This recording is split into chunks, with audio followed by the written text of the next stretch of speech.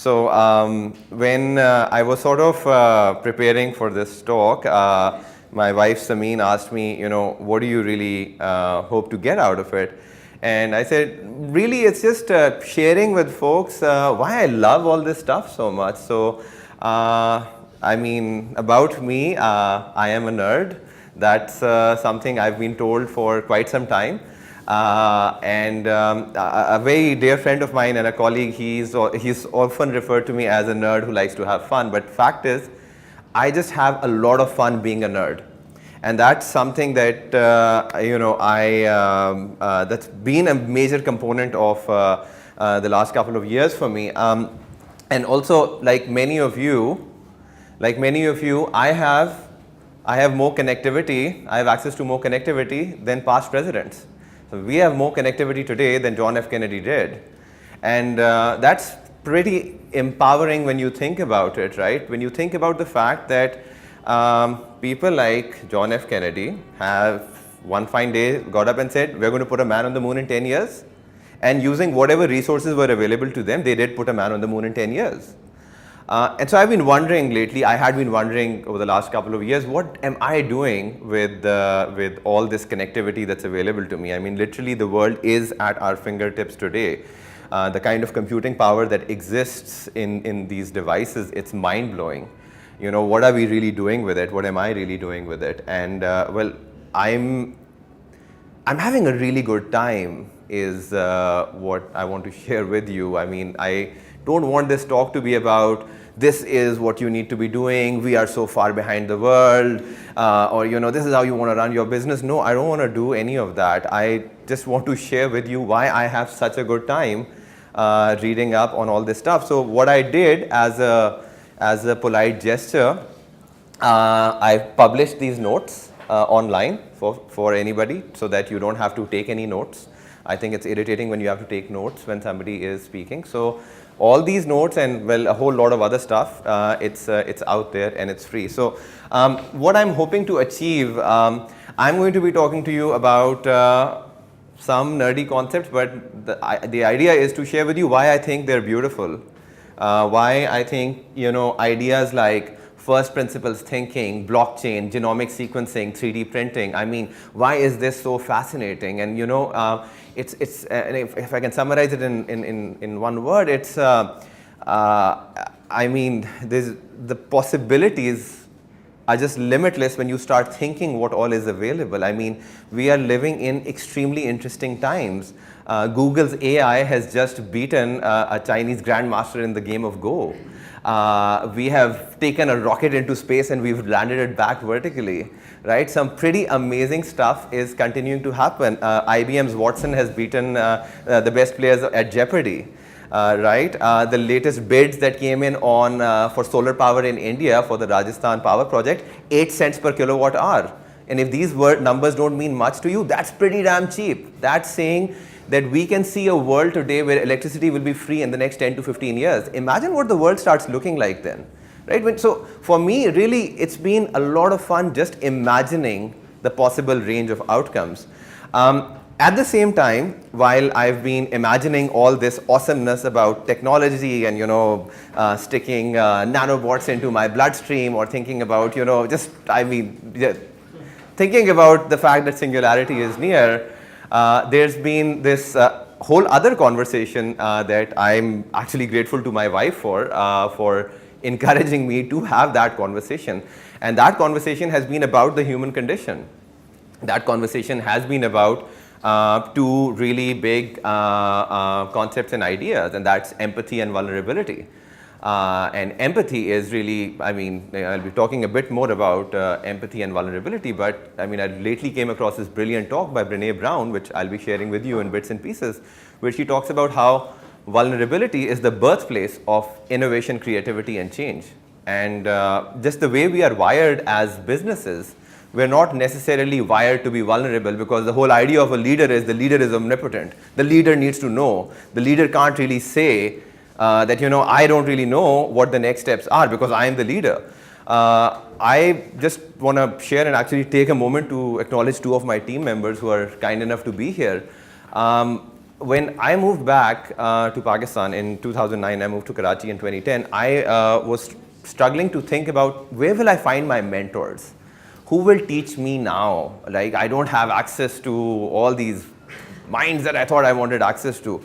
And I ended up recruiting a whole lot of undergraduates. I mean, we have about, 8-9 years separating us, but some of my teammates, in fact, all of my teammates, they became my best mentors. And a lot of it had to do with me being open enough and telling them that I actually don't have it all figured out. The quality of insight that I've received from people with the average age of 22 has been absolutely mind-blowing and very, very honest. So for me, it's this talk, exponential mindset. I've been obsessed with exponential technologies that I just kind of talked about. And mindset or growth mindset is what Carol Dweck talks about. I'm going to get to that in a bit, but what I want to do today is sort of take you on a little spin on where I've been over the last 2 years or so. I Google a lot. Nabil asks me how many articles do I read in a day. I don't know. I read a lot. But I have a lot of fun doing it. So my story begins a lot. I have this guy to thank. This guy is pretty awesome. His name is Phillip Evans. This guy is currently a partner at Boston Consulting Group. He wrote a paper in 1997 on how technology will impact business. Imagine 1997, and that for me is one amazing experience I continue to have when I go back in history and read old articles and find out how unbelievably insightful they are. Phillip Evans gave an outlook on how the world or how industry structures will change when communication costs fall through the floor. This paper was published in 1997, and I was quite blown away by that, but I was even more blown away by a paper that got, that's okay. I was even more blown away, not by the distraction, but by a paper that got published in 1945 called As We May Think. I'll be talking a bit about that too. That paper is the birthplace of the internet. That paper is actually talking about some profound concepts about how we need a system that allows us to store information because our brains are just not capable of accessing information as and when we need it. But anyway, getting off topic slightly, Phillip Evans. In 2014, Phillip Evans delivered a TED Talk which sort of started my little journey, and I'm going to summarize it for you. So these notes are all available. You can play through them after you're done. I'm hoping you'll do that. I've put a lot of hyperlinks and notes in this Medium post, so you can check it out at your convenience. Here is what Phillip Evans says. Phillip Evans says that the premise of strategy is obsolete. And what he's saying is that long time ago, Bruce Henderson, founder of the Boston Consulting Group, said that the premise of strategy is increasing returns to scale. The more you do of something, the better you get at it, right? And the entire notion of business as we know today, many books, including Competitive Strategy by people like Michael Porter, are based on this idea of increasing returns to scale. This idea was then further developed by Michael Porter, who said scale is held together in value chains. And that is a term that we've grown to know and learn about, value chains, right? We've learned about things like Porter's 5 forces and things like that. Phillip Evans says, what holds a value chain together? And it's one word, it's transaction costs. Yeah, it's transaction costs. And what do we know about transaction costs? I'm obviously fast forwarding a lot of this stuff, so I'll still encourage you to check out the talk. Transaction costs are falling. Yeah, they're falling at crazy mad speeds. And what that is doing is that it's causing value chains to disintegrate. It's causing the world to become a lot flatter, which is why some crazy things have happened. It used to cost $100 million to decode the human genome in the year 2000. It costs less than $99 today. It's almost sort of changed the rules of business. I mean, it's why Wikipedia exists today. And Encarta, what was really fascinating about Phillip Evans, in 1997, he's talking about how the Encarta is so much superior to the Britannica. Do you guys remember Encarta? Okay, good. Okay, all right. And like maybe because some of you may not even have heard about it. It used to be an encyclopedia on a CD. Yeah, that's what, and that was supposed to be a challenger. But then we know what happened to CDs, and that is how fast these times are moving. So he's sort of talking about what the impact on business is as a result of transaction costs falling. And what this does is that he, in his words, in his conclusion, he says, this is what finally makes strategy interesting. Yeah?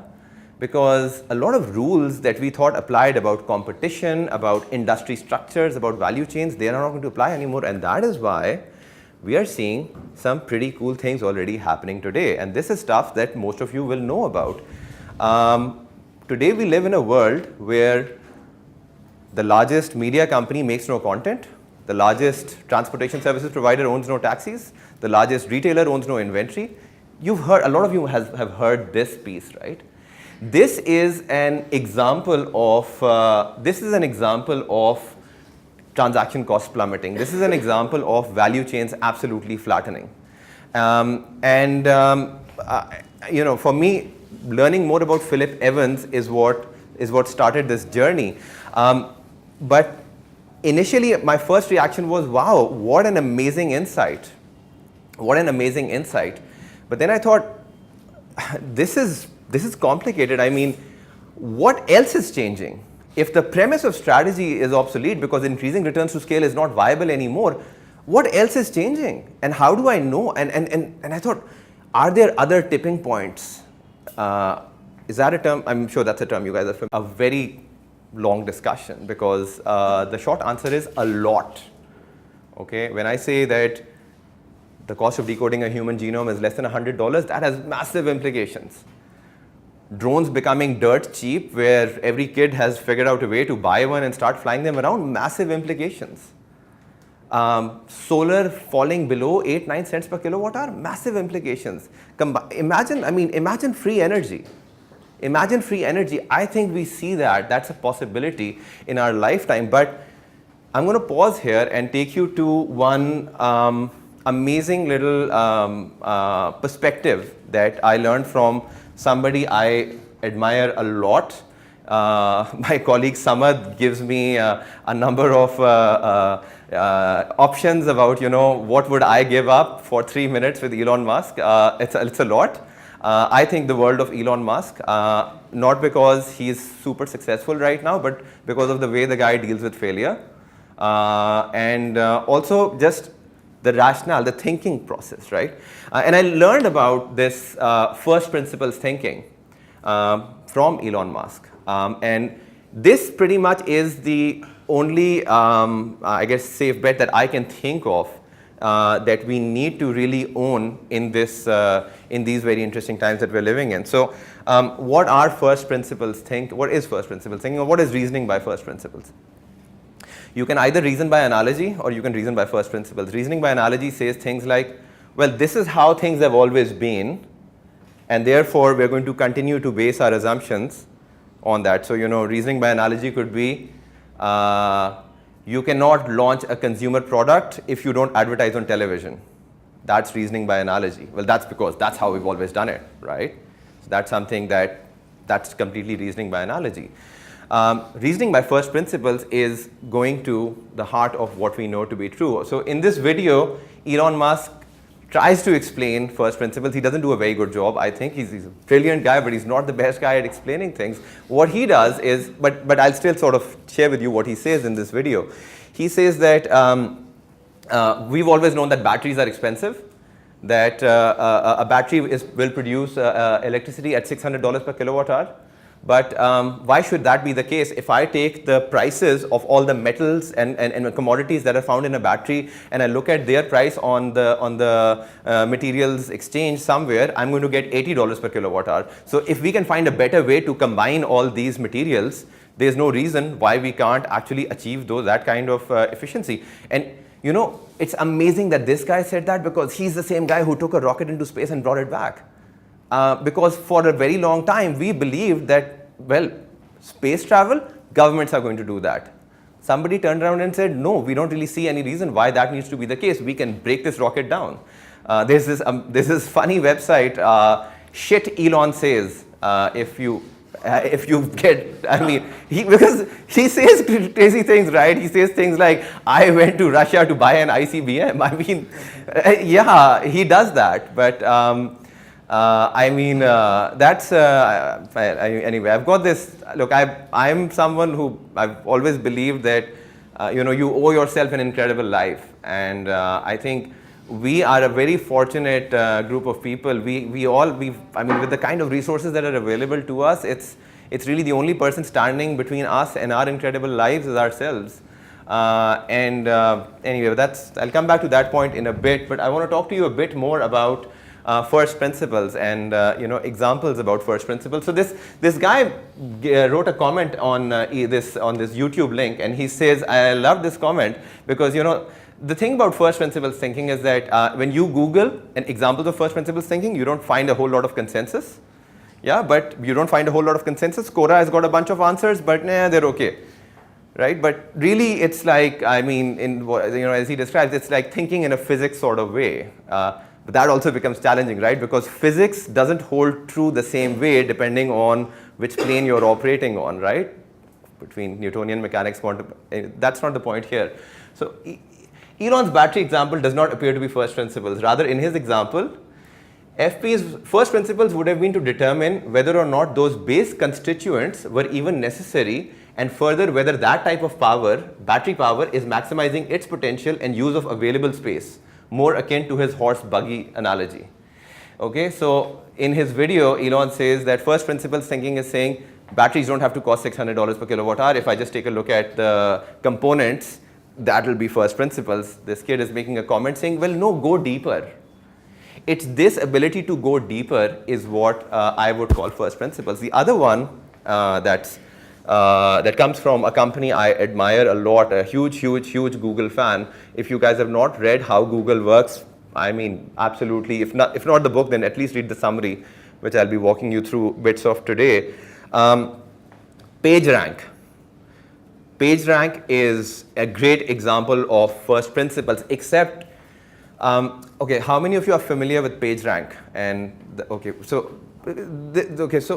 basically, so one beautiful technical insight that the Google search engine is based on, and I'm oversimplifying this, that the quality of the web page is dependent on how many others are linking to it. Yeah. Now, I came across the search engine history a couple of days ago, and I started going through it, and I started looking at, you know, why were some of the earlier search engines not thinking about this? Why were they thinking about indexing? Because indexing is how we used to search. If you go way back, I mean, even when I first learned to, you know, crack open dictionaries or encyclopedias, I used to go to an index, right? That's the origin of search. So a whole lot of search engines initially were still thinking like indexing, until one day these two guys, they came along and they said, we could just find who is linking to what. Now, this could not have been applied if the critical mass of links did not exist. You get my point? Like in the earlier days of the internet, when you've got 10 websites, you can't even imagine this stuff. And so, in some ways, where did it go? There we go. Yeah. So, in some ways, while I think it's such an amazing example of first principles thinking, which is PageRank itself, it couldn't have been applied in, let's say, 1993 because you just didn't have that critical mass. So, another one, a great application of first principles. I think it's a fabulous application of great principles. It's the blockchain. Okay, how many of you are familiar with the blockchain? Fantastic. Okay, I think it is as important as the TCP/IP protocol. Okay, it's as important as the internet. It might be bigger than the internet. Why I think it's like it's this whole idea is saying, you know, why do you need a centralized authority to tell you that money is good? Yeah, because what is money really? It's a store of value. It's a unit of account. It's a medium of exchange. That's what it is. Right? And we also know from history that long time ago, during the time of the Medici family in Italy, when people were financing trips, which is really the birthplace of money, Ascent of Money, fabulous documentary. If you guys have not seen it, highly recommend checking it out. But what do we see in the ascent of money? We see these traders maintaining ledgers. Ledgers were maintained which said $10, I am lending this to guy $20. Now imagine these ledgers being decentralized and publicly available to anybody all the time. We've got the computing power today that helps us do that.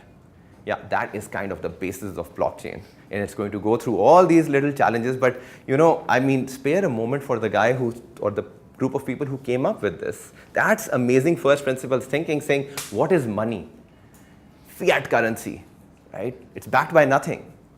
There's no reason why digital currencies cannot be the norm. And I mean, when you start imagining what the world starts looking like, where, it's super easy for me to transact with anybody sitting across the globe. My God, I mean, the implications are mind-blowing. I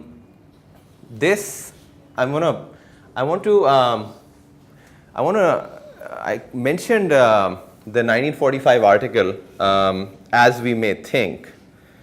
I want to read a bit of it to you because look, I mean, this talk is really what it's a culmination of a whole lot of stuff that I've read, right? Like, so this is just so beautifully written. I think it's worthy of me reading it. It's he says this is 1945, so keep in mind it's 1945. Imagine the times if you can take yourself back to 1945. And there's a guy in 1945 and he's writing, presumably man's spirit should be elevated if he can better review his shady past and analyze more completely and objectively his present problems. He has built a civilization so complex that he needs to mechanize his records more fully if he is to push his experiment to its logical conclusion and not merely become bogged down partway there by overtaxing his limited memory.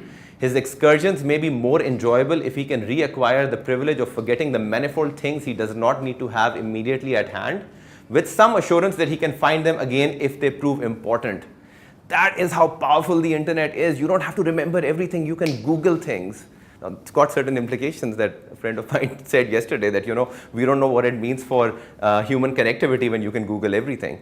That's a separate problem, which I'm not going to get into right now. But at least for me, when I read this, I say, okay, we've found a great way to mechanize these records. Have we made them available to everybody else? Have we brought 4 billion people online? No, we haven't. And I'm very privileged and fortunate that I actually work with an organization called TowerShare that's got the ability to at least have this conversation and say, yeah, let's figure out a way to bring at least another billion people online. Let's see if we can make data transfers over wireless networks free. Why the hell not? I mean, today it's difficult to have that conversation because we're just not the kind of quantum of data we consume is really not there. But yeah, free internet is possible. I mean, your disk drive storage is free, right? Okay, so data transfers can become free. And look, keep in mind, I've kind of gone off topic, and but this is something I really want to share with you. I know there are a lot of entrepreneurs in this room. The founders of Siri, when they made Siri, the technology that was needed for Siri did not exist. Yeah, this is the voice recognition technology, but they knew it will catch up. And that's a great way to think about it. That's a great way to think about your products. You don't want to just think about what's possible today. You want to think about what is going to be possible tomorrow. So as you're thinking about products and services, there's no reason. So for me, when I think about TowerShare, I think about drones having the ability to land on towers, to pick up Amazon-sponsored drones, landing on towers, to get refueled, picking up a box from the nearest warehouse, delivering to you whatever you wanted in 15 minutes. Imagine that e-commerce. Right? Like that stuff is possible. It's around the corner. It's like, and that's the one, that was my one major takeaway from Singularity University as well, that the future is already here. It's just not evenly distributed. But you know what? For those of us who have access to a phone, who have access to the internet, as I said in the beginning, we have more connectivity than past presidents. What are we doing with this connectivity? It's an insane amount of what you can do with this connectivity. I was searched a lot about like a sensible conversation on first principles. This guy is crazy. If you want a really difficult conversation on this topic that gets into the depths of philosophy, listen to this guy. This guy is crazy, but he's awesome. I mean, I had to pause the conversation In fact, actually, I'm going to pause here because my wife tells me sometimes I go too fast. So, am I going too fast? Do I need to slow this down?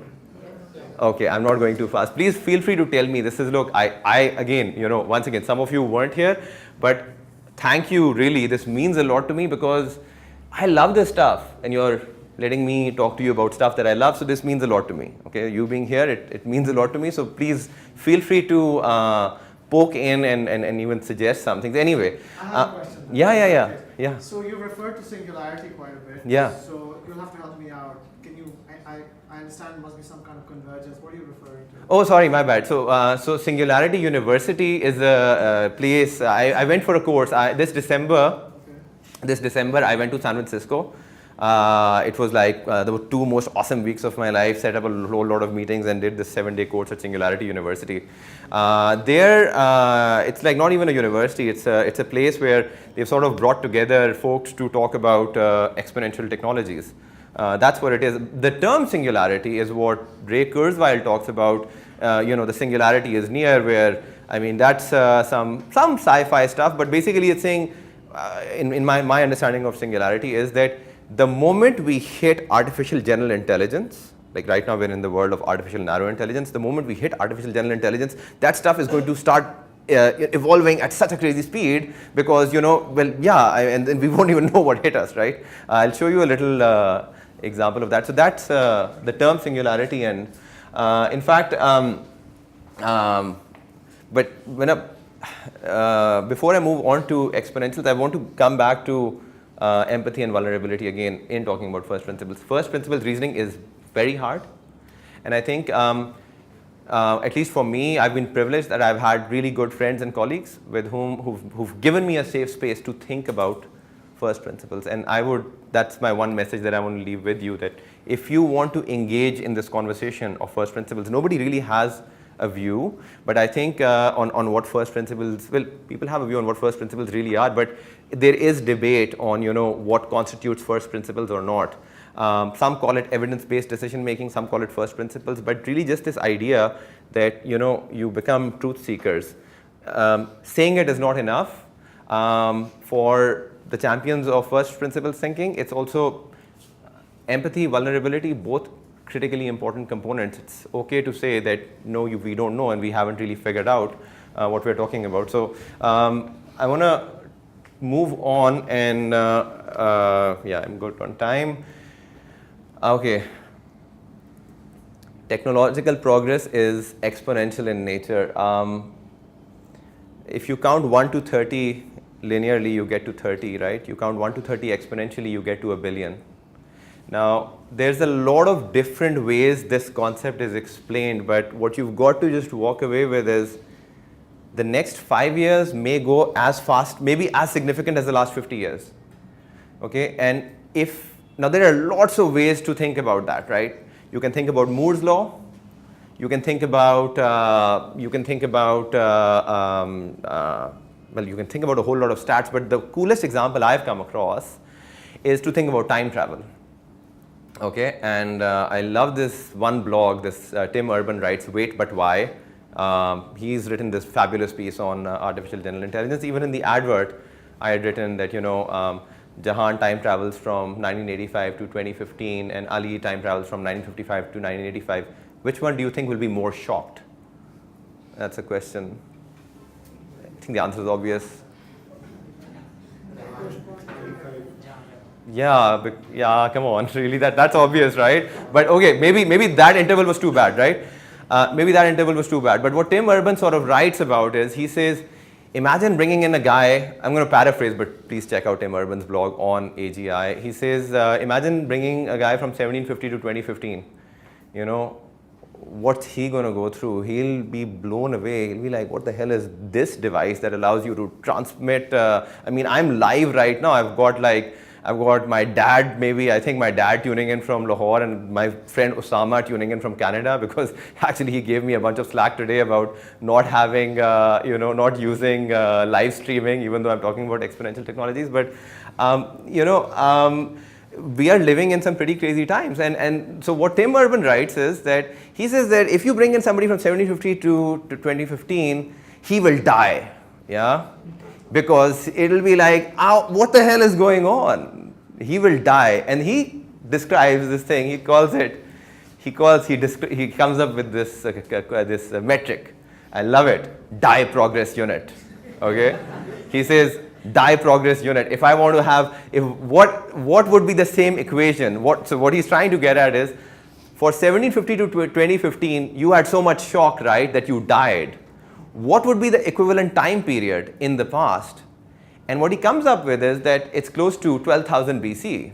It's 12,000 years. It's 12,000 years. And to compute the same level, then you got to go back 100,000 years. And this is the exponential curve. I mean, the other bit, and I want to show you a figure which I was really unable to. I hope the internet is connected to this. It is. I want to show you a figure, a really cool figure, which, yeah, okay, all right. Come on, I hope this runs. Exponential progress. No, well, okay. Okay, this is good actually that it's running at such a slow speed. See, this is doubling, and you see the doublings are quite unnoticeable for quite some time, but then watch what happens, right? As the doublings get bigger, every doubling is really profound. And the connection is kind of killing the point here, unfortunately. But if you guys, okay, it's better now. But watch this again, right? Watch this again. So see this, and it'll be bam, and you are finished, right? That's exponential progress. We are at one super awesome inflection point. We are there already. Every day I am blown away by the kind of things that continue to happen, by the kind of breakthroughs that continue to happen, ranging from healthcare to manufacturing. It's honestly limitless. The kind of progress that I see around me, and when I think about that progress, I can't but help think about, what am I doing with that conversation? I mean, at a minimum, where I'm at right now in life is I'm saying I just want to join that conversation. And so some say, a bit of a word on Moore's law. Yeah, I guess this is fine. Yeah, people familiar with Moore's law? Gordon Moore, Intel founder. Basically, technology kind of grows at an exponential pace. I mean, yeah. So folks say that, okay, the computer is kind of at a mouse brain level, yeah. But if you keep that Moore's law continuing, then by 2035, we're seeing a human brain level quite soon. The thing about Moore's law is that I have seen Moore's law has been broken by a whole number of things, whole number of sectors. So I don't want to talk to you about just Moore's law. I want to talk to you about a souped up version of Moore's law. And this happened in gene sequencing. Okay. So Craig Venter is the guy who decoded the human genome, and he is somebody, he's got a TED Talk too, which I've linked in here. You may want to read about it. 2001, start the project. To sequence one genome, $100 million, and it's following Moore's law. Something happens in 2008, 2009, and this, a lot of technologists and futurists, they call this convergence, where you see convergence happening in terms of our ability to process information, our ability to learn. You start seeing this acceleration. And of course, you cannot underestimate a whole lot of other things. For example, I mean, I have a view, and I don't have it substantiated, but I think a lot of technological progress we've seen in the last few years was fueled by quantitative easing. Money became super cheap. So people were like, yeah, why the hell not? Let's try this stuff. Let's give it to the most daring person out there. Let's see what they can do. This convergence has definitely caused an acceleration, and what the implications of this acceleration is where I get really interested. Okay. Now, for me, the possibility that healthcare can be digitized. Imagine right now, there are a number of ethical dilemmas in the pharmaceutical and healthcare industry. Generally, the idea is if you want your branded generic to hit the shelves, you need to bribe doctors. It's generally, I'm oversimplifying, but that's generally a view. Imagine when doctors are not as relevant as they are today. how does the distribution channel of a pharmaceutical company change? That's a question worth asking. It's coming. Yeah. Now, of course, the science is not as sound. I was fortunate. I'm very fortunate. I've got some really smart friends. So Adil's wife, Munira, is just. I mean, she's brilliant. I finally had my first super nerdy scientific chat with her. She's an oncologist, and she told me like, "Yo, Asfi, a lot of the stuff you're talking about, it sounds crazy and bullshitty." So then I made it a better quality question. I said, "Forget what I'm saying. You tell me how is gene sequencing relevant for the work that you do?" And then she started talking to me about how in early stage cancer detection, just the mere fact that you have digitized knowledge. See, and this is the one big piece I want to leave with you. For me, exponential technologies are those which get smarter over time. Okay, so if your organization is not digitized, if it's not going to, so for example, some of you write reports, right? Some of you may be writing reports on PowerPoint and Microsoft Word. Okay, that's bad because that stuff's not going to get updated automatically. Updating a report is a pain. Your systems will not get smarter over time. Systems like Google got smarter over time. And that's digitization. Digitization, so for me, in fact, a lot of, the reason why I'm writing a whole lot of this stuff is because I wanted to digitize knowledge. Like my one major criticism for Singularity University was, for a place that talks about exponential growth, where's the digitization? Some of it is there, but anyway, I kind of want to contribute to that. So look, just putting time in perspective, I want to continue doing that. I want to leave this thought with you.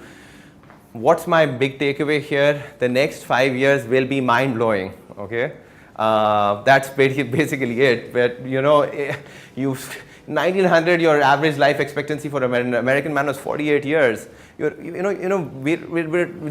number is going up. In 1930, the first dedicated gas station in the US opened in Pittsburgh. Before that, selling gas was a side business for various stores. This is 1913.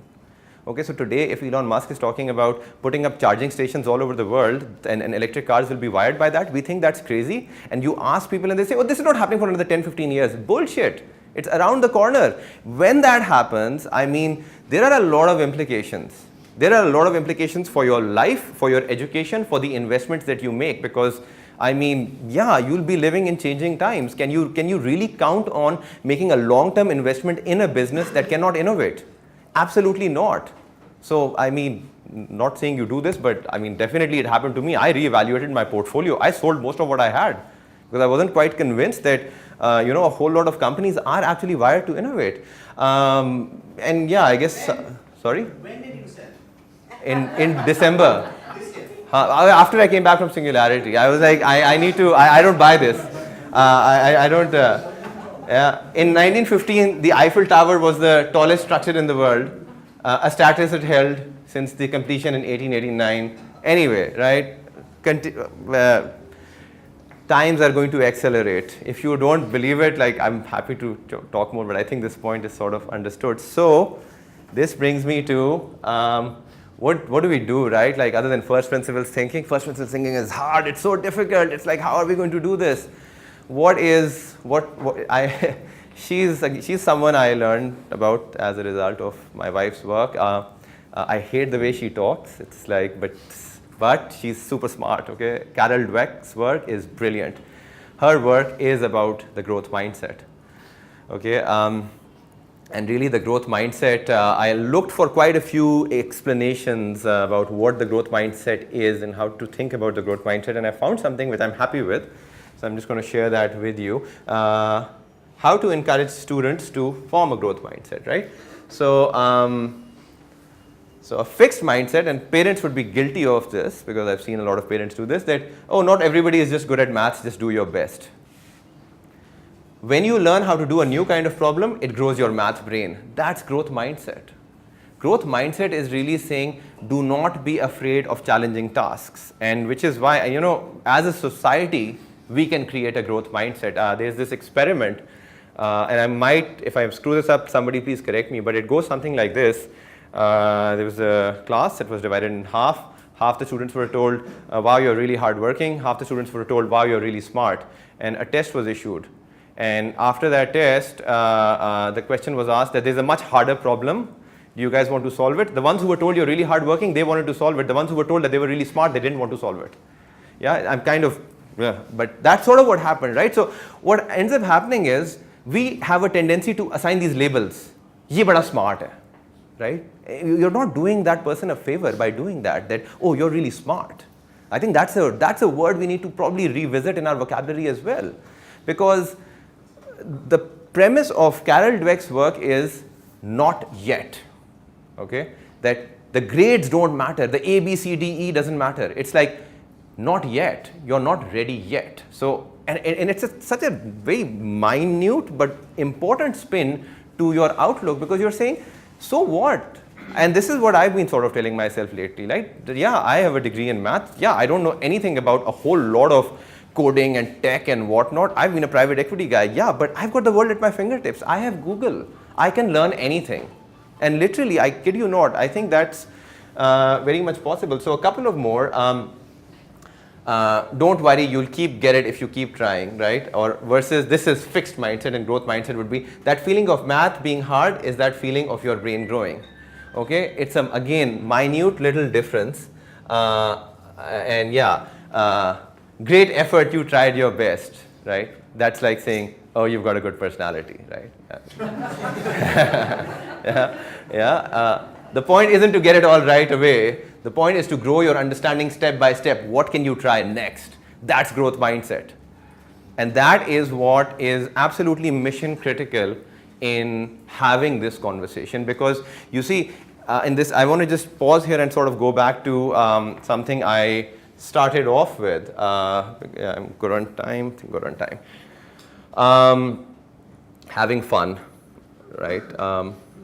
I get this feedback. I've gotten this feedback. Have fun too. So this growth mindset stuff, first principles thinking, genome sequencing, this stuff is a lot of fun.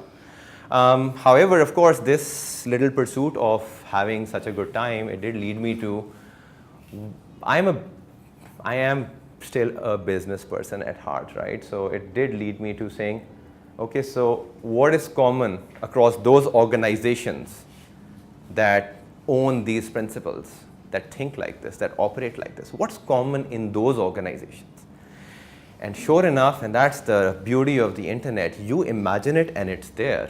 So there's a guy who's written a book called Exponential Organizations. If you don't want to read the book, read the summary, which I've attached here. So Salim Ismail wrote a book called Exponential Organizations. I want to walk you through some of his slides, which will sort of tie in stuff that we've been talking about. Okay, so let's see, what is the good way to do this? I wonder if I can go full screen, or it might not happen. It's fine. We will not do full screen. So, okay, so just, is this, this is there, right? You can see this, yeah?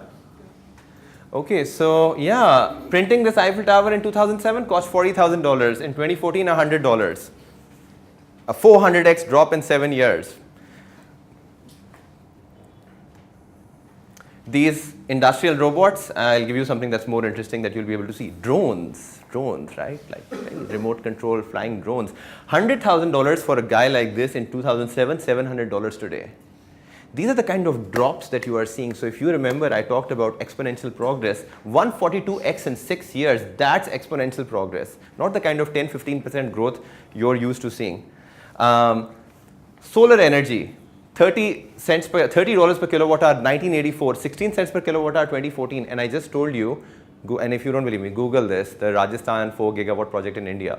Lowest bid, 8 cents per kilowatt hour. That's a big number. And yeah, sensors getting cheaper. Everything is just falling at an exponential pace. I mean, you can go through this. Yeah, the gene sequencing. 23andMe is a company that does that. Okay, this is the big stuff. The average half-life of a business competency has dropped from 30 years in 1984 to 5 years in 2014. Another big one. So the average time that a company spends on the S&P 500 used to be 90 years in 1935. It's down to 15 years right now. It'll probably go down to 3-4 years in a few years. That is insane. Yeah, I'm not. Yeah, average lifespan of. Go back to relevant competency. Yeah. So what you're saying is that our relevance time frame. Yeah. As product owners, as entrepreneurs, as startup guys. Yeah. Is less than 5 years. I think. Yeah, absolutely. Can you repeat that again 3-4 times? I think no. Look, I think I've been sort of that's what I was trying to say with the. 5 years on the app. No, but it'll be less soon. We have 5 years today. It'll be like 3 months tomorrow. Look. But you know, this is. I'm glad that you brought this up. Look, okay. Look. Look. Capital is a commodity. Okay, capital will be commoditized. It already has. Some people get it, some don't. Okay, and this obviously raises some very big questions about, well, what can we really count on? And I think it's really, for me, it really comes down to the human condition, things like empathy, vulnerability, emotions, all of that. That's the stuff we need to really go towards. And that's stuff that Sameen's working on, yeah. So does this also have an impact on re-education? So for example, you got an MBA degree about 20 years back and you think that lasts you your entire life. Yeah. And now, 2 to 3 years, and you think that you need to re-educate yourself. Absolutely. I mean, you know, for me, what was kind of interesting was, so I never expected like a company like McKinsey and Company to talk like this, right? Like, because for me, I view them as, you know, big business kind of traditional. Their CEO was in town. You were there, Jahan, at the talk. His 80% of his talk was about technology and about how people will need to re-educate themselves. Yeah, absolutely. I mean, I'm not using him as a reference to get more credibility into my view, but yeah, absolutely. Look, I mean, you know, but the bigger joke is on the parents who continue to send their kids to school. Learning what? Preparing for a lifetime that you cannot even fathom what it's going to look like? My view is that you know, the whole notion of education, it's got to completely fundamentally reform. We kind of already see that. You've got these 3 kids in the nest, right? Or at least they were here, who are homeschooled and just doing a whole lot of TED Talks. Like that 14-year-old kid, I think he is going to be a force of nature if he continues down this path in another few years, compared to an average kid with 25 A's in A levels or some ridiculous number that it'll get to, right? Because yeah, you'll realize that those 25 A's were kind of useless. So absolutely, I see it changing. Yeah, so look, okay, so look, you can't count on, I mean, look, the point is, I'm going to just accelerate this a bit, but the point is, you cannot just sit on the fact, oh, we've arrived. I used to hate that concept as well as a kid. You know, people would say, I have arrived now. What the hell does that mean? I've got a big car and I'm smug now, I've arrived. I hope that never happens to any of you, that you never arrive. But that's sort of it, right? Like, just don't arrive. Just keep learning because it's fun to learn. And I mean, but you know, I think my view on, which is why I'm becoming more and more of a fan of saying, okay, figure out a way to learn from the younger people. Figure out a way to learn from people who have 10 years less experience than you. I think we'll need to do a lot more of that. Because I go through this. I mean, yeah, two of them are here. I mean, like, I've been blown away by the quality of insights these guys come up with. They're no better than any major business leader. Yeah, sometimes they're a lot better because there's just a whole lot of honesty to their scholarship. So yeah, look, market cap to $1 billion. Typical Fortune 500 company used to take 20 years. Things like Uber and Snapchat. Look. Okay, I'm going to pause here as well. I've got issues with things like market capitalization. Okay, I'm someone who believes that capital will also be free. Okay, but that's my thing, and it is, right. But for me, I hate using valuation as a measure of success. Okay, so I want that to be there, but you know, that's one easy measure that we have. And so the point is not that, oh, look, Snapchat became a billionaire in a year. The point is, absolutely. How easy was it for you to reach 1 billion people 10 years ago? Absolutely. I think that's a fantastic point. So technology accelerates threats to companies. Yeah, I think this is a pretty cool case study on, I'm just going to go through it. Wait, hold on. Yeah, so you guys remember Nokia, right? Yeah. Once upon a time, Nokia phones they used to have a market cap of $140 billion. Holy shit, it's 2006. 2006, I graduated from college in 2006, okay? I don't consider myself an older person. I consider myself super young, because I am actually, but in 2006, Nokia was worth $140 billion. It got acquired by Microsoft for like $7.2 billion. Like, what the hell just happened there? And what the hell just happened to Waze that was acquired by Google, founded in the same year, and Google acquires this company for $1.1 billion. What's going on? It's, yeah, this is your company that's saying, been there, we've arrived, we're the big guys, we've got market share, we don't really need to innovate. And yeah, this is what happens. Yeah, I can promise you, this is going to happen to a whole lot of companies. So please be careful with your stock portfolios as well, because this is happening. Mostly food, you can't stop eating. Sure. Yeah, so I want to get to the traits of exponential organizations, because now I'm not doing as well on time. Actually, this point I will sort of spend a minute or two on.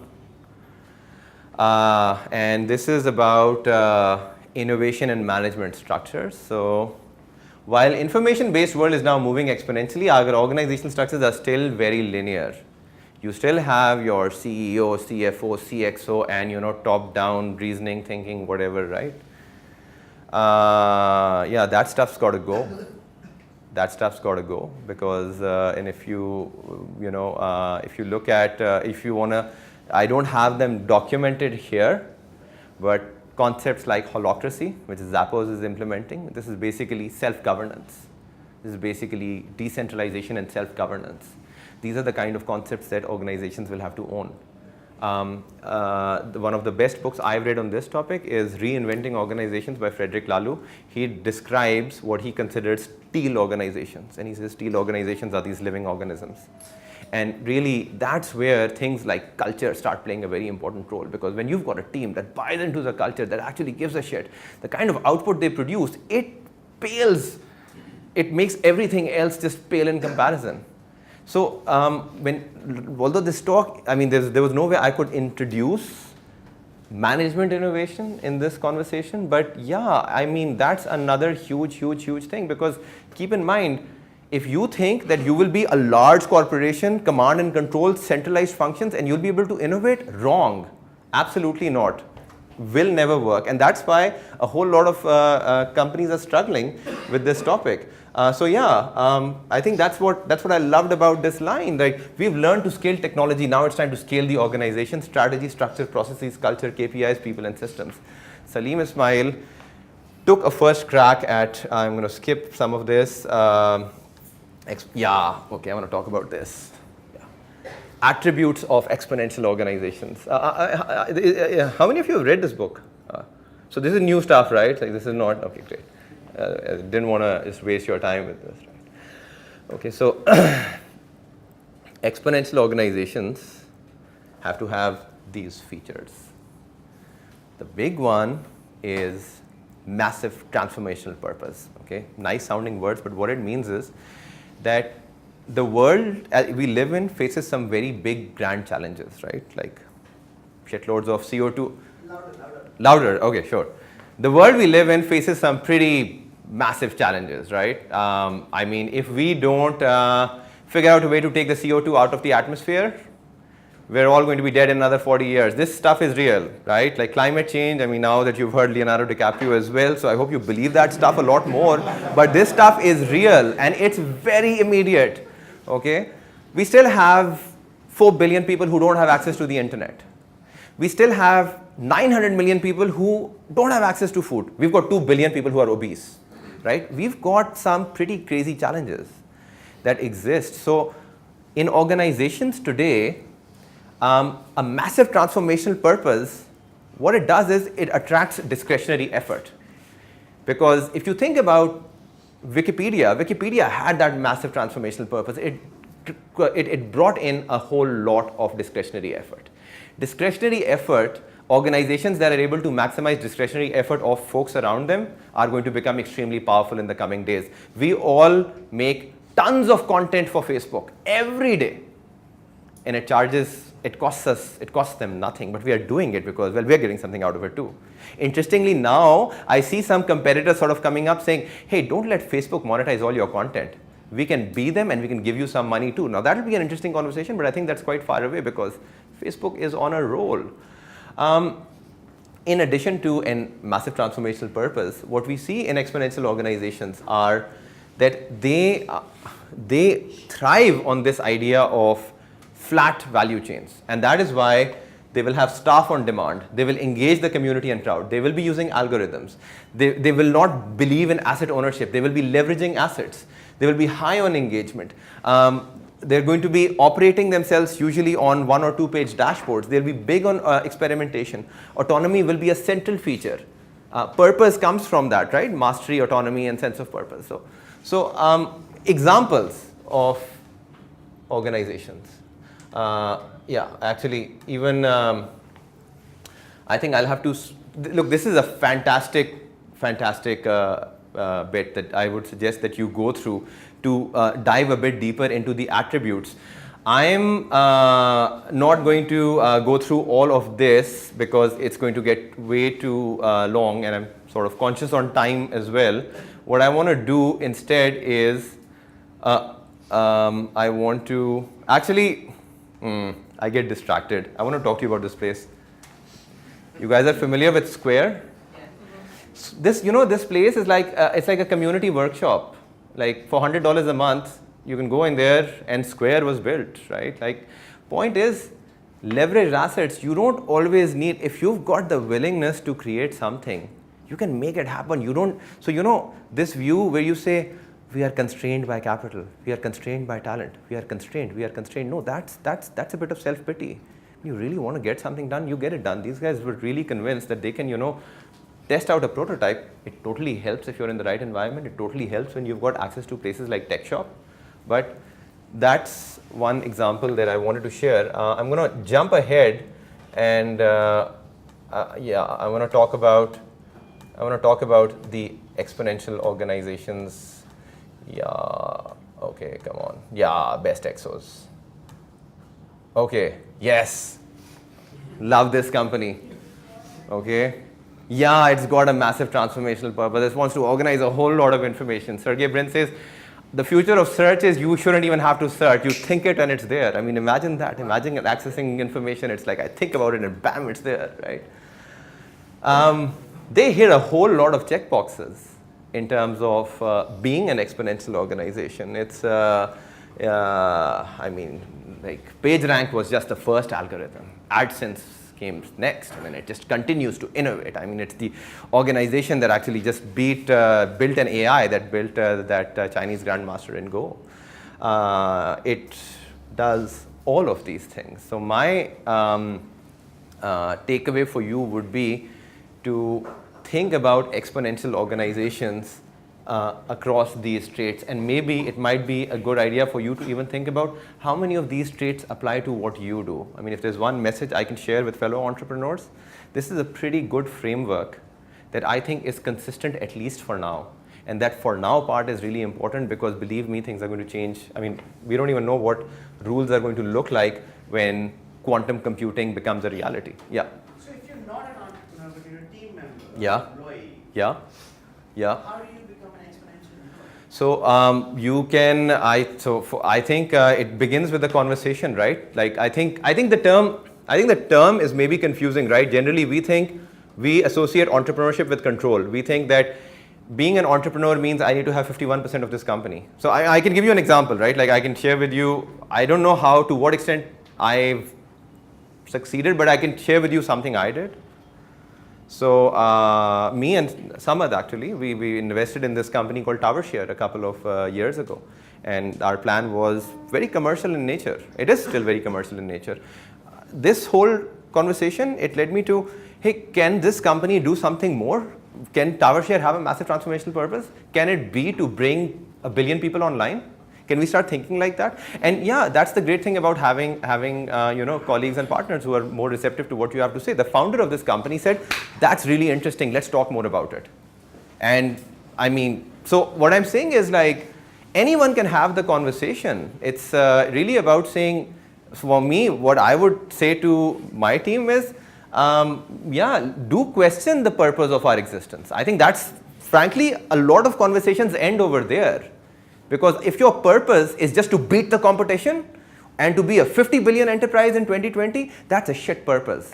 Okay, that's not going to get anybody excited. That will not get anybody excited. I mean, that used to be a purpose, but it's not going to draw out that discretionary effort, because people get bound by a whole lot of different things, but it's got to, I guess that's where that passion comes from. So I think anybody can initiate the conversation. GitHub, a lot of you would be familiar with this, right? Tons and tons of code freely published online. So according to Salim Ismail, they don't have a massive transformational purpose, but yeah, they do have staff on demand. Are you guys familiar with Kaggle? Okay, Kaggle is again like a GitHub-like kind of an organization which crowdsources data scientists, and this is something that we've learned about Kaggle. Kaggle has continued to beat the best algorithms of the biggest insurance companies by a mile every single time. That's sort of what starts happening when you start engaging the crowd, provided you know how to engage the crowd. That comes when you ask the right questions. Now, asking the right questions, there's no substitute yet. I mean, people are still trying to think about what role artificial intelligence can play in helping us ask the more relevant questions. Because I'm currently in a little bit of an experiment with AI that's sort of inspired by you guys have read Getting Things Done by David Allen? David Allen, is it? Yeah. So, his whole thing about getting things done and that framework is that in the end of an email, the email doesn't really tell you that your actionable next step is X. Yeah. Now, that would be pretty cool if that were the case, right? Imagine how efficient organizations would be, because, some of us are not very clear when writing emails. They're just wordy sentences, nonsense written. We don't quite know what you want me to do. So imagine if an AI could just cut through all that bullshit and give you that would be pretty cool. So more exponential organizations. Airbnb is an exponential organization because it has a whole lot of the traits. It's got staff on demand, it's got the community and crowd, it's got leveraged assets, and I think this is a big one that seems to have caught a lot of people's attention. But this is an Uber XO. Because I think they've really made a point about what you can do with the sharing economy, and it costs Uber essentially zero to add an additional car or driver to its fleet. Consider the impact when they move horizontally and offer new services: postal delivery, limo services, groceries, gifting, medical services, etc. These are, when I see Amazon, when I see Uber, when I see Google, when I see Facebook, when I see Elon Musk, this is a storm coming, right? You got to brace yourself for whatever business you're in and how you're going to. I love this guy, and although so now interestingly, when you think about Tesla on the exponential spurt, it's got a big purpose, because it's saying transportation guzzles a lot of oil, and that's where we need to actually, that's our big play.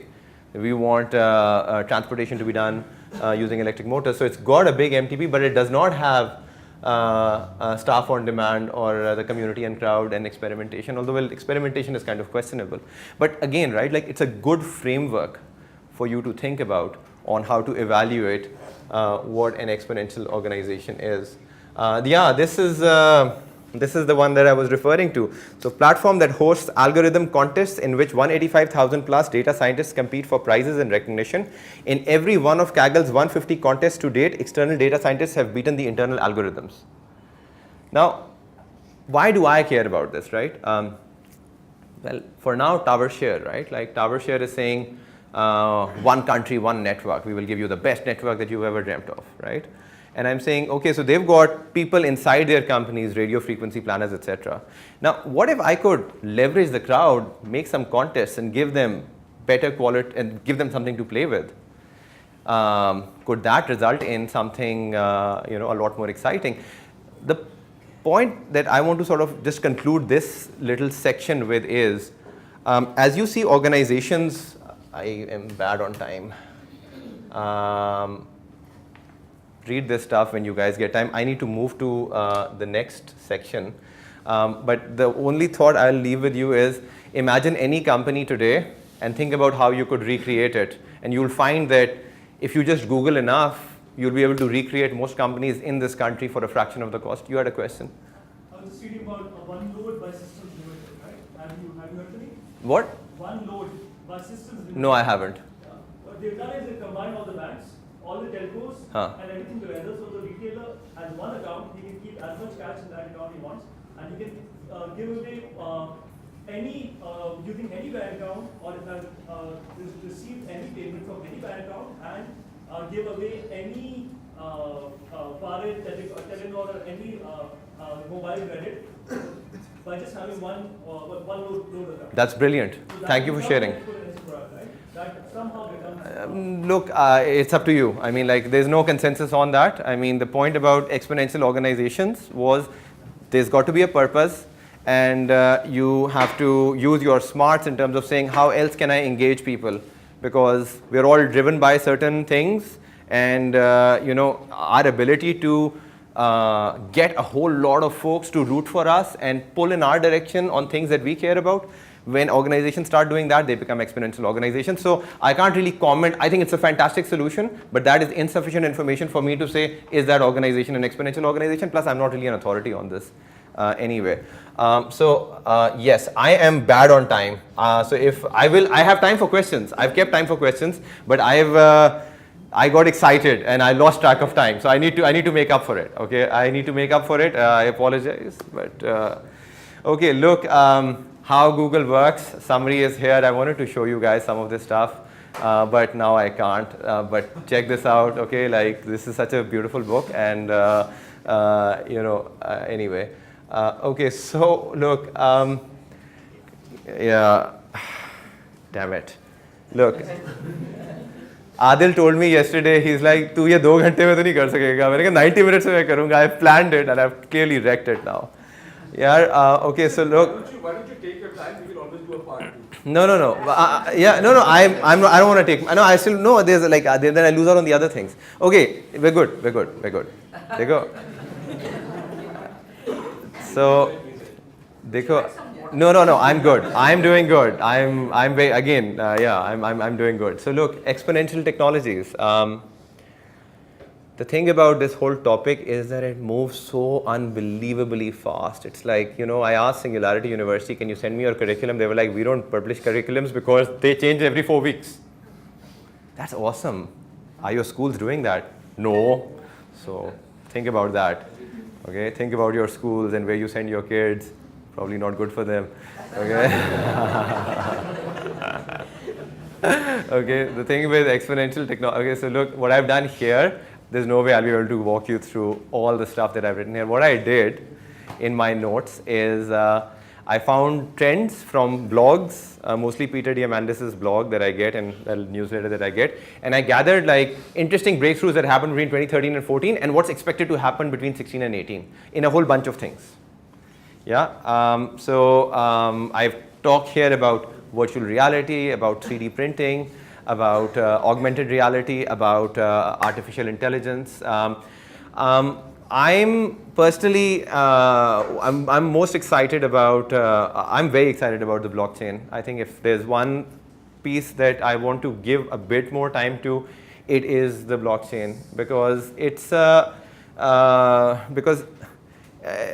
decentralization is such a powerful concept. It's just this idea that you can use computing power to make digital currencies, and you can use computing power to verify a whole lot. So look, I won't do justice with the kind of time that I have, but there are some wonderful explainers on blockchain. If there's the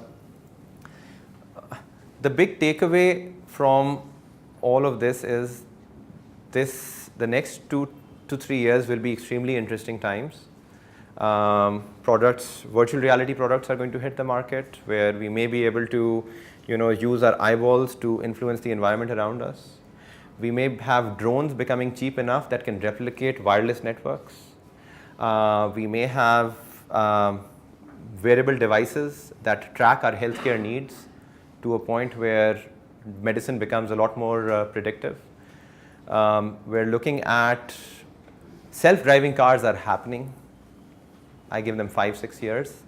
Imagine the impact on real estate when self-driving cars become the norm.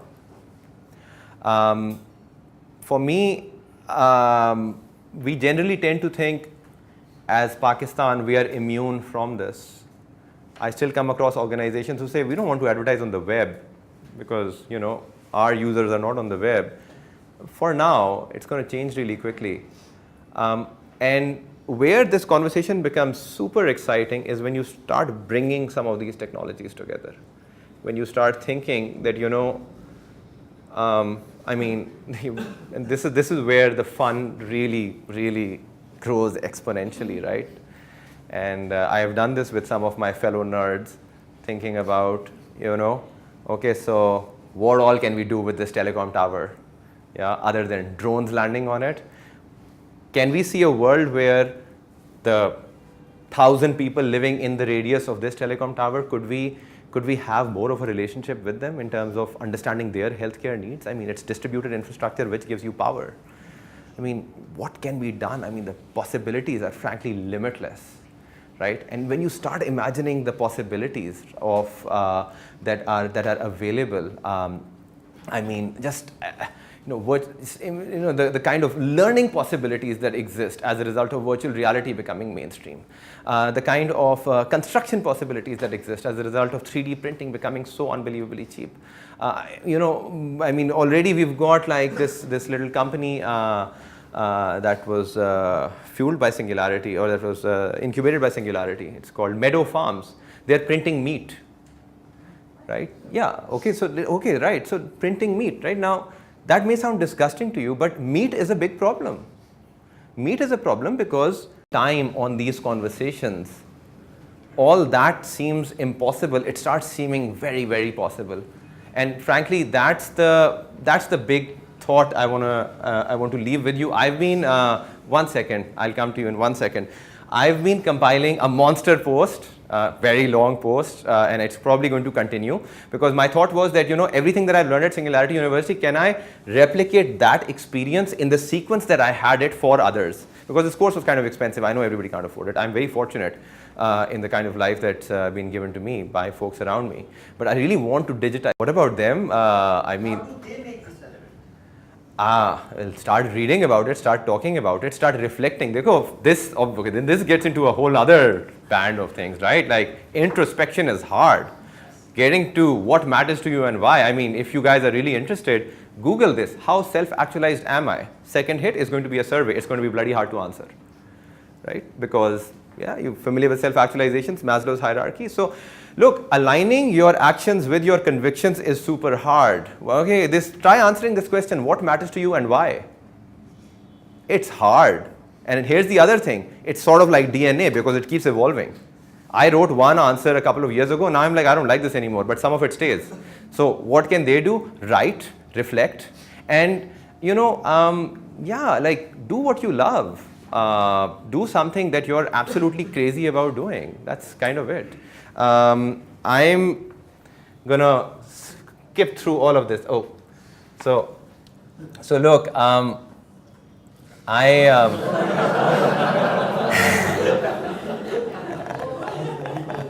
telling you, man, there's a part 2. No, there's no part 2. There is no part 2. And this isn't the monster post. Yes. This is not the monster post. This is not the... you have to understand, right? Like, banda bada bhara hua baitha hota hai na, it's like, I'm going to get to have this conversation. I want to make sure I tell them everything. That's kind of what it is, okay? That's kind of what it is. But I want a copy of this. It's on the Medium. It's on the web. Why not a part 2? We will come to that. But I want to maybe look. What? Yeah. So, I have buy Exponential. Huh. But aren't you solving the world's problem? You're creating another problem. As significant as climate change, which is you're replacing human beings with machines. self-driving machines, of course, lead to a lot of efficiency, but they also lead to unemployment. Yeah. So you're creating an economy, a society with a lot of mass unemployment, uncertainty, anxiety. Yeah. Lead to polarization, political discomfort, revolution. Eventually, people want to escape to Mars.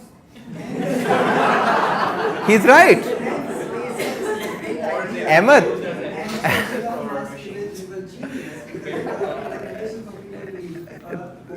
Ahmed, spot on. Ahmed, spot on. Dekho, what Samad said to me yesterday, he's like, yeah, you know, the worst thing I can think about AI, it'll be the end of all human interaction, because already I don't talk to people a lot because I Google things. So imagine when that Sergey Brin world comes true and you won't have to talk to anyone. You are absolutely right, look, here's what I'll leave with you. This is going to happen, with or without us. We can either join this conversation or we can be a victim standing on the sidelines. Now, in 2015, the good thing is that the really responsible people who have access to a lot of resources and have big followings, people like Elon Musk, are doing something about it. So they are concerned. You actually pointed out in one of our conversations on Facebook that Elon Musk is quite concerned about the advent of AI, and rightly so, exactly as he should be, because. And this is why, for me personally, this whole conversation about self-actualization is so important. Now, I've heard very good arguments against it as well about, you know, how do we ensure that the kind of AI that we create does not kill us all or does not do something ridiculous. I think it's probably going to be time where we will have to go back to the conversations related to ethics, conversations related to philosophy, conversations related to, you know, what is morality? And can you program that? And I think we will need to get to a discourse far more precise than the kind of stuff that people like Aristotle left us with. That is probably, I think, what we will need to do. The point is, this is happening. We've got to do something about it. And I don't have a view on that, Ahmed, but my next bit, which she talks about a lot, I think has some guidance to this. Empathy and vulnerability. I hated this word empathy, okay, because I'm with three brothers. We don't do empathy in my household. Okay. We don't do it. We say you got hurt. You stick on a bandage. You get moving. This is who we are. Okay, this is how we do it. And so, of course, you know, I got married a few years ago, and that didn't, like, you know, the not being empathetic didn't help. And so I fought with my wife a lot. I was like, oh, I hate this empathy. You can't be empathy. But this is a fantastic talk by Brené Brown, and you know, she gives a fairly good idea on this meaning of empathy. And I think that especially in the kind of times that we're living in, I'm just going to go on for 5 minutes, and I've got time for questions if that's okay. So, you know, in the times that we live in, yeah, you're absolutely right. The world will be disconnected. I mean, when information becomes cheap, attention will become expensive, right? You already see situations where you were always on the phone, on dinner tables and things like that. A lot of us are bugged by that, right? It's because we're struggling to connect. And frankly, I think in this rapidly changing world, yeah, it is really important that we don't let go of all these fundamental human conditions, things that really make us human. Empathy is one of them. The other big one that I want to talk about, and this is the lady who is a champion of this stuff, Brené Brown, hilarious in her manner of speaking, and absolutely brilliant. And she's got this beautiful line. It's that vulnerability is the birthplace of creativity, innovation, and change. And because what she talks about is that our ability to really put ourselves out there, to put our authentic self out there, to be authentic with ourselves. I mean, one of the biggest challenges I face with me is that I lie to myself. How do I stop lying to myself? Right? That's difficult. That's really, really difficult. But when I think about organizations, or I think about my experience working with some really talented people, I do see that, you know, the power of vulnerability that I've seen it is that it starts making the whole process of doing great work very comfortable. Like, one of the things that matters to me, and that I've talked to my team a lot about this, is like, I want to do great work, but I don't want to get stressed out. I've got this dream that I want to wake up on Monday mornings and be super excited to go somewhere and do amazing work, but not ever have a situation where, I have to worry about the politics of the organization or people screwing me over and things like that. So, I mean, that's the kind of dream that I have. That's the kind of organization I want to build. And I've been very fortunate that I actually got a chance to build an organization like that and got to work with some of the best people that, I could have come across. I think vulnerability played a very big role and it went kind of both ways. The other one that I want to leave with you is her other TED talk, Listening to Shame. And, sorry? Ouch. Yeah. I mean, see, again, she articulates it a lot better, but look, I want to talk about organizations, I don't want to talk about the personal relationships, but right, see, so we have a tendency to shame our colleagues, right? ये क्या analysis करके लेके आए हो? You stupid or what? You don't know what whack is or like whatever is relevant for your business. That's not the answer. Okay, if somebody is willing to put themselves out there, the response cannot be shame. Okay, and frankly, this is where empathy comes in a big way, because try to take yourself back to when you were 22, 23 or, an entry-level graduate. How did it feel when you were shamed? I think we've talked a lot about exponential organizations, but organizations that are able to get their culture right, that are able to get their social contract right, that is a place where people are actually excited to come to. Yeah, I see those organizations doing something mind-blowing. And I had sort of told myself earlier this year that I'm either going to join one or I'm going to build one. And I'm definitely planning on trying it at least this year. So I've been on this journey, and people around me have been super supportive in continuing to help me on this journey. I'm going to conclude by, have you guys seen this? I'm actually going to play this little video for you. I want to play this video for you because that's how I had planned my conclusion.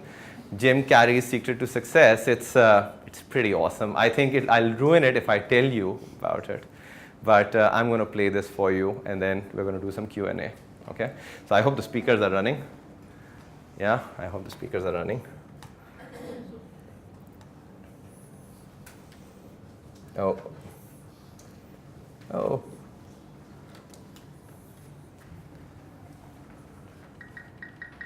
My soul is not contained within the limits of my body. My body is contained within the limitlessness of my soul.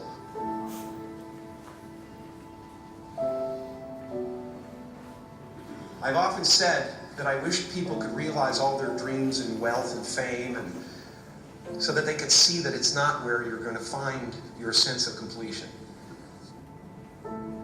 I can tell you from experience, the effect you have on others is the most valuable currency there is. Because everything you gain in life will rot and fall apart, and all that will be left of you is what was in your heart.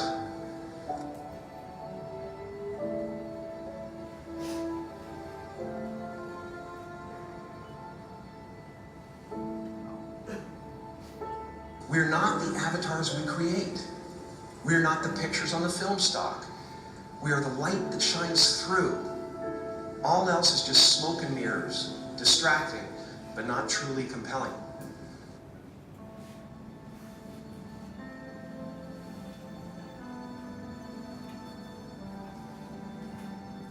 Our eyes are not viewers. They're also projectors that are running a second story over the picture that we see in front of us all the time.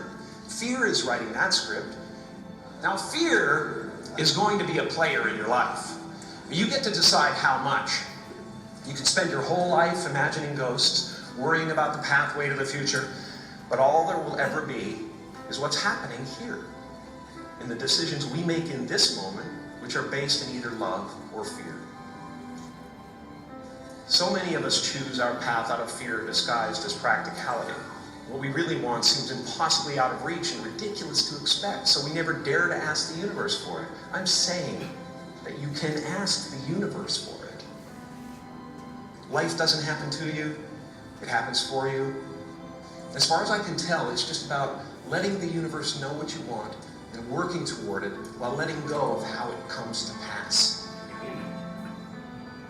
Why not take a chance on faith? Not religion, but faith. Not hope, but faith. I don't believe in hope.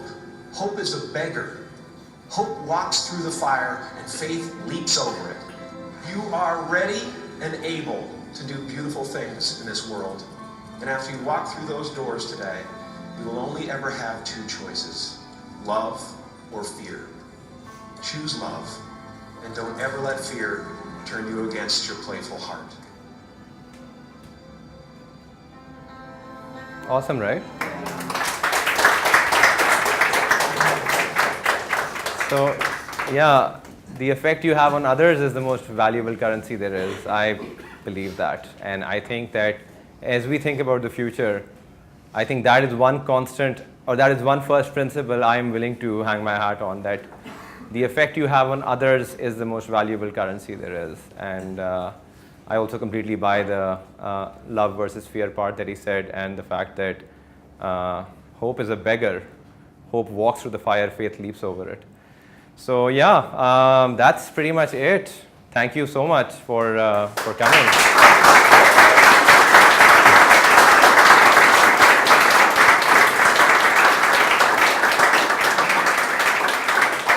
Thank you. You had a question, I think. Yeah. Actually, I had a question. I had an argument too. Yeah, please. The argument was regarding his question he asked. I'm selling cloud in Pakistan for the last 4 years, and in fact, your company is my client too. Okay. So, one of the key arguments I face in every organization, wherever we try to do this cloud or automation is something, people ask that what about our jobs? So usually we begin the argument by saying that your sole purpose is to solve the problems of business, not to put wires from one place to another. Focus on solving the problem other than doing the same shows again and again throughout the day. And I think, especially we have many entities as there with us in the cloud, and they are really realizing that it's not taking away their job, it's just shifting the paradigm that how they do their day-to-day work. So it's nothing is taking away from that. So the question I have for you is that since there are lots of entrepreneurs here, so there's a theory building up very much in Pakistan that if you bring something for the first time in the world in Pakistan, it will hardly get any success, especially investments. So bring something which is second in the world and first in Pakistan. How much do you think this theory works well in terms of investment, in terms of attracting further investment from the companies like you? There's not going to be an easy answer to that, because it will depend entirely on who you are seeking capital from. But for a moment, let's also think about the word capital, right? My thoughts to you would be, capital is not just equity and debt. Capital can also be sourced from your customers and your suppliers. The question I think you want to be thinking about is, can I find enough people who care about making a outcome happen? So for me, I wouldn't even think about, am I going to find investors? I'd go deeper. Why is this problem meaningful to you? Why do you really care about bringing in a certain type of technology or whatever? And if something really matters to you and you're able to communicate why it matters to you, I can assure you, you will find people who will say, yeah, I'm willing to back you up.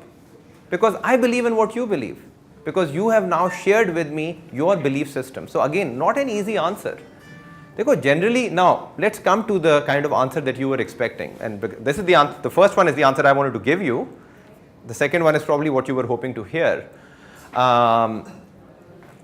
Pakistan is a country that has been, so what do we know about Pakistan? Let's start with some first principles, right?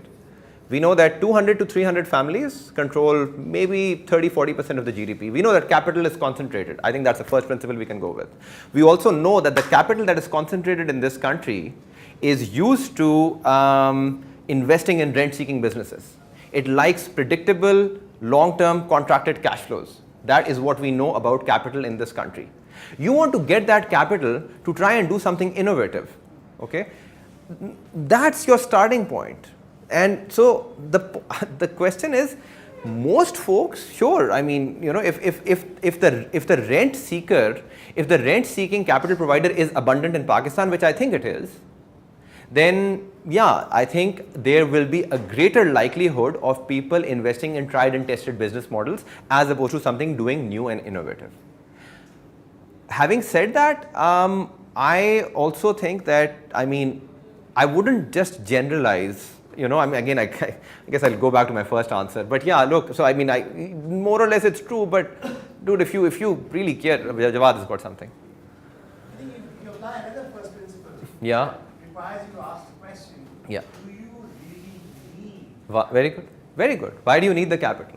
So yeah, and I think that for me, and thank you for pointing that out, I think that's becoming an even more important conversation कि यार, you know, पैसे क्यों चाहिए? Because see, and I believe me, this is the world that we will get to where, I mean, so right now, I'm about to enter a good phase of my life. I'll be working 3 days a week starting April 1st. So I am willing to give discretionary effort. But if you just reach out to me and say, build a financial model for me because you build a financial model and you're really good at financial modeling and raise capital for me, I'll be like, no, I don't want to do that. I'm done with that. If you spend time looking into things that I really care about and you strike that nerve and you say, listen, I'm working on this. I think this is something you care about. Can you give me some effort? Hell yeah, I'm going to give you effort. I'm giving my time for free to a whole lot of people these days. And I see more and more of them out there. So my take on capital is that I think I'll go back to where I started this. We have more connectivity than past presidents. What are we doing with that? Frankly, have that conversation. If you're saying, I kid you not, I see a lot of power in the following idea. If you've got a vision and you're saying, I want to do X, post it out there on the internet.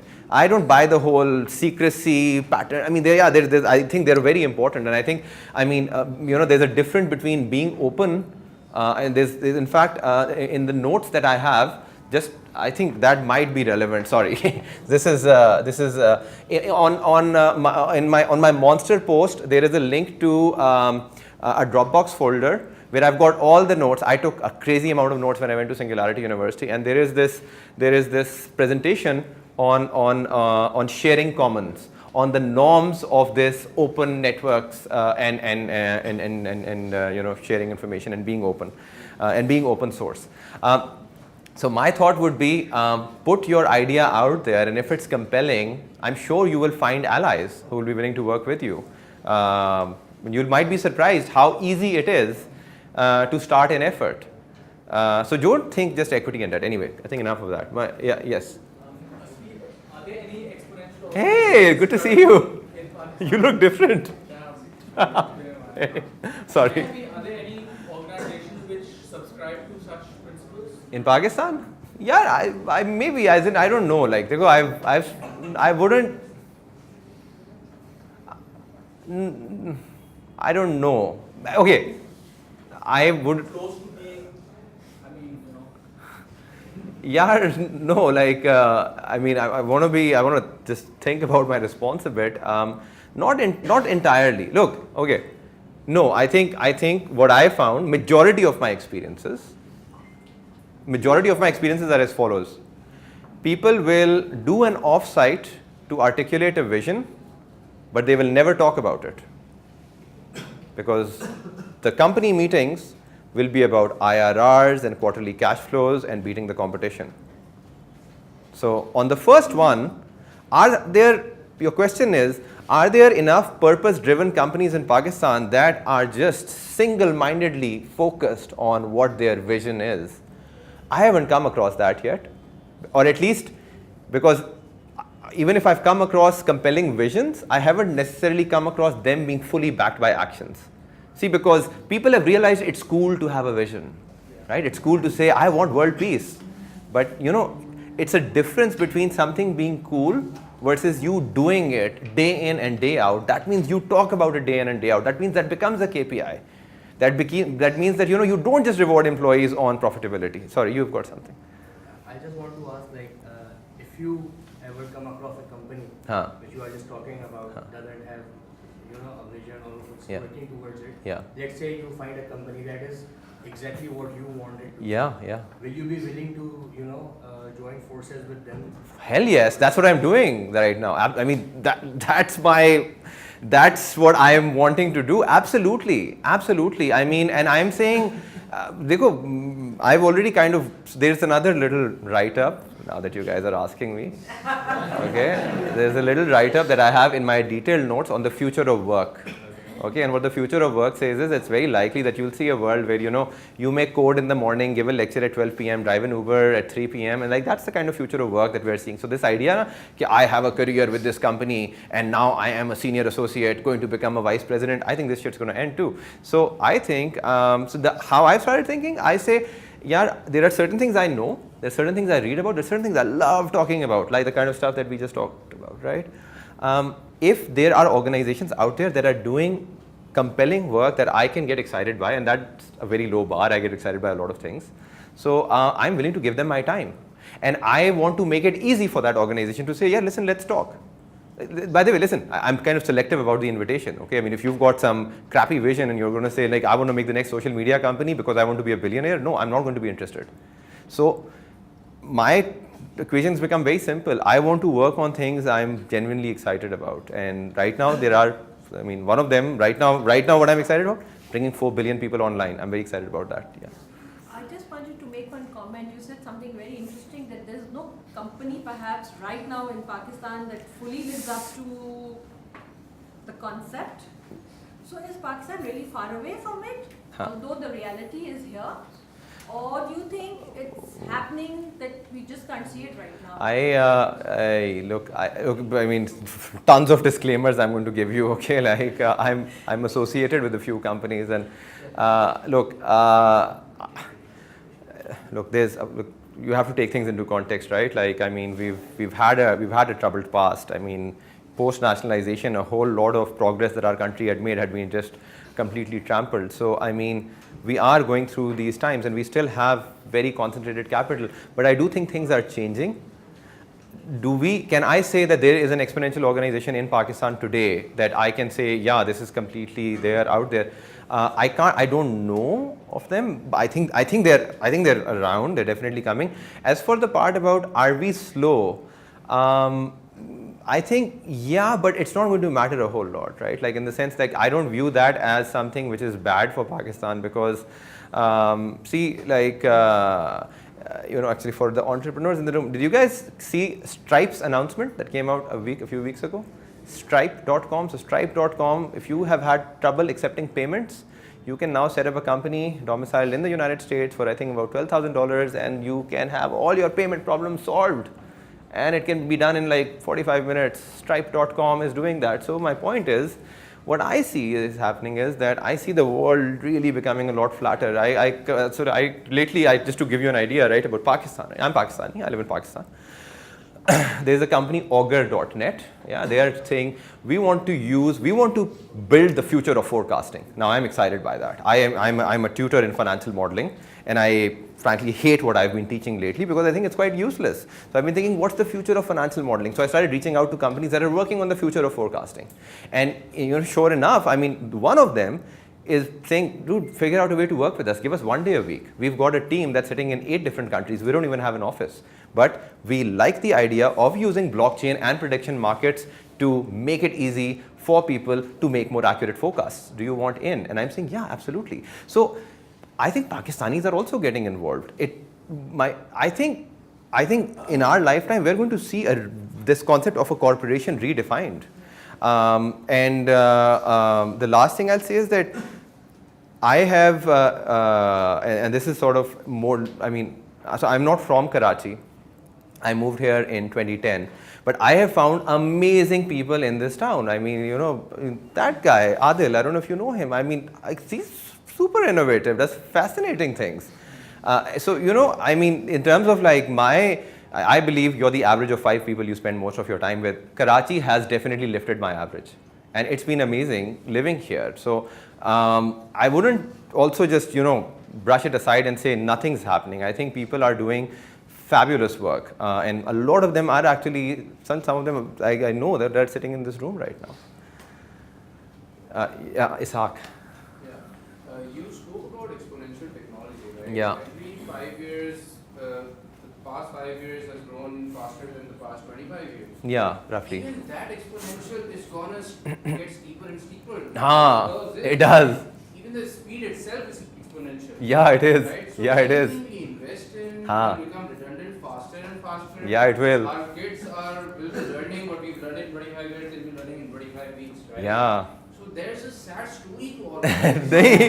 नहीं We invest in any, let me finish my question. We invest in anything, we educate our kids, or we just move to Fata or we move to an island where there's no technology where we can talk to our kids and see we can invest in something that's gonna last.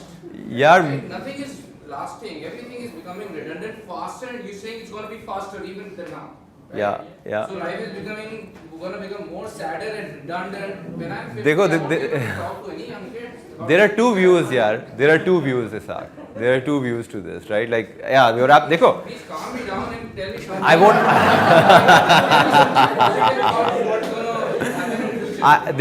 I will not calm you down because देखो. So okay.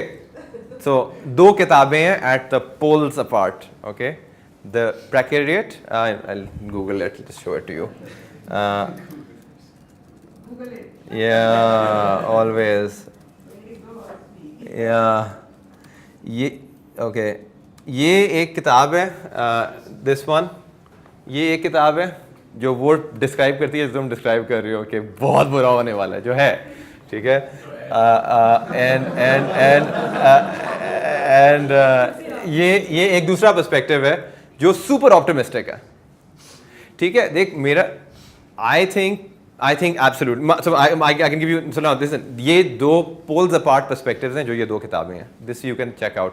My perspective on this is, I think if you align yourself to see, the way I take some comfort is that I say I want to align myself to a purpose, and I don't care who solves it, because if I can get past my own human need that I am the one who's achieving. कि मैंने climate change को solve किया नहीं. I am saying okay, climate change एक बड़ी खतरनाक किस्म की कहानी है. अभी हम लोग तो अभी भी फॉसिल फ्यूल पे डिपेंडेंट है. एक दिन हमें कार्बन डाइऑक्साइड को निकालना है एटमॉस्फेयर से, पावर जनरेट करनी है अपने प्लैनेट के लिए, राइट? बिकॉज अगर ये हम नहीं कर पाए तो हम मर जाएंगे for sure. For me that become something I से ओके, इस पर तरक्की जितनी होती रहे उतना ही अच्छा है, because like I am gonna need more and more of that to solve these really really really big challenges. Scale of challenges are not small. In fact, like it's a bit overwhelming to think about it. So I think what I see happening is that I think the way we think about ownership, and now I think right now some of them are even struggling to figure out how are they going to give it all away. But imagine with better access to better technology, decentralized decision making, or ability to make better forecasts, capital starts flowing more freely in a world. So what you end up coming to is, and this is a philosophical question, what will human beings do in a world of abundance? Yeah, I think that, so I've got a lot of faith in the human race. I think that the more this happens, I think humanity will start, coming closer and closer to self-actualization. I've got this great line that I'm going to just end in a couple of minutes. Is Frederick Laloux writes this in his book. He says, the ultimate goal in life is not to be successful or to be loved, but to become the truest expressions of ourselves. I think that that's going to become more and more possible when we get into a world like that. But your point is absolutely valid. You have got another session at 3, right? Yeah. Okay, so you want me to take another question or do you want me to end it? Just one last question. One last. So, well, you decide which one. People can ask you questions outside. I just want to ask that all this concept of singularity, more it was philosophy, now it's becoming reality. I just want to know that if such a fast pace of technology is going on, what came out 5 years ago, it hasn't trickled down to the masses yet. Ah, For example, very good. Samsung came out with Samsung one. बिल्कुल ठीक है. बिल्कुल सही कहा. 80% of Pakistan's mobile phone users are using the old small phones. It's so fast. How will it trickle down? What benefit will humanity will take with all this speed? What's your name? Vasu. That's a great question. Thank you for asking. Brilliant. Yay for Ness. I think that's a fabulous question, and that's what that's a sad reality, yaar. The future is here, but it's badly distributed. Like, I mean, even if you start looking at statistics, बहुत ही गंदे हैं, right? Like 2% of Karachi occupies 40% of the land, right? A percentage of the world owns half the resources. It's ridiculous. It's not trickled down. And something's got to be done about it. I don't have a view on exactly how that's going to happen, but I do see folks working on it. For example, I think there's no clear answer, of course, but I do think that that's something that needs to start. So for me, I've got some ideas. Like, I mean, this is why I can just talk to you a bit about the organization I'm kind of involved with, which is Tower Share, right? So for me, sharing makes it a lot more viable to expand broadband coverage. It makes it a lot more affordable for other people to come online. So for me, okay, that's something that I care about. I'm saying, okay, that's one conversation that I can have, but that's all going to be incremental impact. One thing that my wife sort of started working on, and she's still kind of working on, I think that's got a lot of potential, and that is saying that, okay, one issue that we have with deployers of capital is that they lack empathy. They're not necessarily empathetic. So unless they become empathetic, they can't really make decisions that will be good for humanity. So then you say, okay, now that's the problem I can start thinking about, right? So 400 families, 200 families, let's talk about 200 of the richest families. Grab 200 of the richest kids and figure out a way to make them more empathetic. Now, is that something that can be done? I think yes. Because when these kids become controllers of large chunks of capital, I think outcomes can be influenced. So I think you should continue working on that. All right? All right. Thank you. That's great. Thank you. Thank you for that.